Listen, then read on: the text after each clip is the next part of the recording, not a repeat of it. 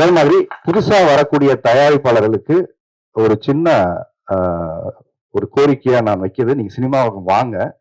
வந்தீங்கன்னா நீங்க தயாரிப்பு செலவுல 20ல இருந்து இன்னைக்கு 30% கட்டாயம் நீங்க விளம்பர செலவுக்குன்னு எடுத்து வைக்கக்கூடிய நிர்பந்தம் இருக்கு. அதை கையில எடுத்து வச்சுக்கிட்டு படத்து செலவுக்கு வாங்க. படத்தை செலவு பண்ணிட்டு இது யாராவது வாங்குவாங்க, யாராவது ரிலீஸ் பண்ணுவாங்க நீங்க வந்தீங்கன்னா இன்னைக்கு அப்படிப்பட்ட சூழல் இல்லை. அப்போ நம்ம வெளியில போய் கடன் வாங்க வேண்டிய சூழல் இருக்கு. அப்புறம் அந்த படத்தை பிளச் பண்ண வேண்டிய சூழல் இருக்கு. அதனாலேயே அந்த படம் சரியா விளம்பரம் பண்ண முடியாம ரொம்ப கஷ்டப்படுறாங்க. தியேட்டர்களும் இப்ப என்ன சொல்றாங்கன்னா, நல்ல விளம்பரம் இல்லைன்னா உங்களுக்கு தியேட்டர் கொடுக்கறது இல்லை.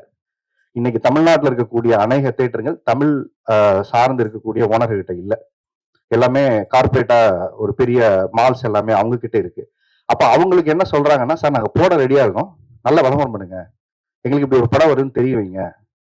அப்படின்னா என்ன பண்ணணும்னு தெரியல. எல்லா மாலுக்கு முன்னாடி போய் நம்ம நின்று விளம்பரம் பண்ணணும்னு நினைக்கிறேன். ஸோ அப்படியான சூழலுக்கு இன்னைக்கு தயாரிப்பாளர் தள்ளப்பட்டிருக்காங்க.